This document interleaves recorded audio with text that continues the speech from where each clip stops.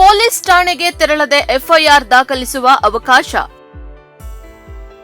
Police ಠಾಣೆಗೆ ಹೋಗಬೇಕು, ದೂರು ನೀಡಬೇಕು, ಎಫ್ಐಆರ್ ದಾಖಲಿಸಬೇಕು. ಸಾಮಾನ್ಯವಾಗಿ ದೂರುದಾರರು ಎದುರಿಸುವ ಪ್ರಕ್ರಿಯೆ ಇದು. ಆದರೆ ಇನ್ನು ಮುಂದೆ ಈ ಪ್ರಕ್ರಿಯೆಯಲ್ಲಿ ಮಹತ್ವದ ಬದಲಾವಣೆ ತರಲು ರಾಜ್ಯ ಸರ್ಕಾರ ಚಿಂತನೆ ನಡೆಸಿದೆ. ಪೊಲೀಸ್ ಠಾಣೆಗೆ ತೆರಳದೆ ಎಫ್ಐಆರ್ ದಾಖಲಿಸುವ ಅವಕಾಶ, ನಾಗರಿಕರ ತೊಂದರೆಗಳಿಗೆ ತಕ್ಷಣ ಸ್ಪಂದಿಸುವ ನಿಟ್ಟಿನಲ್ಲಿ ಏಜೆಂಟಿಕ್ ಎಐ ಬಳಕೆಗೆ ರಾಜ್ಯ ಸರ್ಕಾರ ಚಿಂತನೆ ನಡೆಸಿದೆ. ಹಿಟ್ ಅಂಡ್ ರನ್ ಅಥವಾ ಕಳ್ಳತನದಂತಹ ಘಟನೆಗಳು ನಡೆದಾಗ ನಾಗರಿಕರು ಏಜೆಂಟಿಕ್ ಎಐ ವ್ಯವಸ್ಥೆಯ ನೆರವಿನಿಂದ 0 ಎಫ್ಐಆರ್ ಅಥವಾ ಎಫ್ಐಆರ್ ದಾಖಲಿಸಬಹುದಾಗಿದೆ.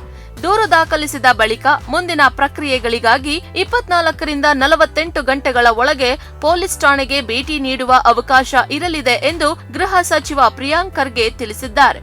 ಈ ಯೋಜನೆಗೆ ಯಾವ ರೀತಿಯ ತಂತ್ರಜ್ಞಾನ ಬಳಸಬೇಕು, ನಾಗರಿಕರ ದೂರುಗಳನ್ನು ಎಐ ಹೇಗೆ ಪರಿಶೀಲಿಸಬೇಕು, ಸುಳ್ಳು ದೂರುಗಳು ದಾಖಲಾಗದಂತೆ ಯಾವ ರೀತಿಯ ಸುರಕ್ಷತಾ ಕ್ರಮ ಕೈಗೊಳ್ಳಬೇಕು, ಈ ಎಲ್ಲಾ ವಿಚಾರಗಳ ಕುರಿತು ಸರ್ಕಾರ ಇನ್ನೂ ಚರ್ಚೆ ನಡೆಸುತ್ತಿದೆ.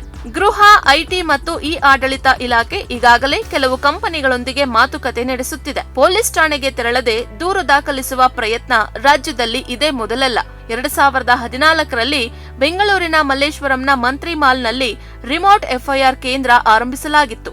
ಆದರೆ ಆಡಳಿತಾತ್ಮಕ ಸಮಸ್ಯೆಗಳ ಹಿನ್ನೆಲೆಯಲ್ಲಿ 2016ರ ಜನವರಿ ವೇಳೆಗೆ ಈ ಯೋಜನೆ ಸ್ಥಗಿತಗೊಂಡಿತು. ಇದೀಗ ತಂತ್ರಜ್ಞಾನದ ಬೆಳವಣಿಗೆಯೊಂದಿಗೆ ಮತ್ತೊಮ್ಮೆ ಹೊಸ ರೂಪದಲ್ಲಿ ಇದೇ ರೀತಿಯ ವ್ಯವಸ್ಥೆ ಜಾರಿಗೆ ತರುವ ಚಿಂತನೆ ನಡೆದಿದೆ. ಸೈಬರ್ ಅಪರಾಧಗಳ ಹೆಚ್ಚಳ, ಫೋರೆನ್ಸಿಕ್ ತಂತ್ರಜ್ಞಾನದ ಬೆಳವಣಿಗೆ ಹಾಗೂ ಪೊಲೀಸರ ಬದಲಾಗುತ್ತಿರುವ ಕೆಲಸದ ಸ್ವರೂಪಕ್ಕೆ ಅನುಗುಣವಾಗಿ ಹೊಸ ಕ್ಯಾಡರ್ ಮತ್ತು ನೇಮಕಾತಿ ನಿಯಮಗಳ ಅಗತ್ಯವಿದೆ ಎಂದು ಸರ್ಕಾರ ತಿಳಿಸಿದೆ. ಒಟ್ಟಾರೆ ಪೊಲೀಸ್ ಸೇವೆಯನ್ನು ಮತ್ತಷ್ಟು ವೇಗವಾಗಿ, ಸುಲಭವಾಗಿ ಮತ್ತು ತಂತ್ರಜ್ಞಾನ ಸ್ನೇಹಿಯಾಗಿ ಮಾಡುವ ನಿಟ್ಟಿನಲ್ಲಿ ರಾಜ್ಯ ಸರ್ಕಾರ ಹೊಸ ಹೆಜ್ಜೆ ಇಡಲು ಮುಂದಾಗಿದೆ. ಆದರೆ ಎಐ ಮೂಲಕ ಎಫ್ಐಆರ್ ದಾಖಲಿಸುವ ವ್ಯವಸ್ಥೆ ಇನ್ನೂ ಚರ್ಚೆಯ ಹಂತದಲ್ಲಿದ್ದು, ತಂತ್ರಜ್ಞಾನ, ಕಾನೂನುಬದ್ಧತೆ ಮತ್ತು ಸುಳ್ಳು ದೂರುಗಳ ನಿಯಂತ್ರಣದಂತಹ ಸವಾಲುಗಳನ್ನು ಸರ್ಕಾರ ಹೇಗೆ ಪರಿಹರಿಸುತ್ತದೆ ಎಂಬುದು ಇದೀಗ ಕುತೂಹಲ ಮೂಡಿಸಿದೆ.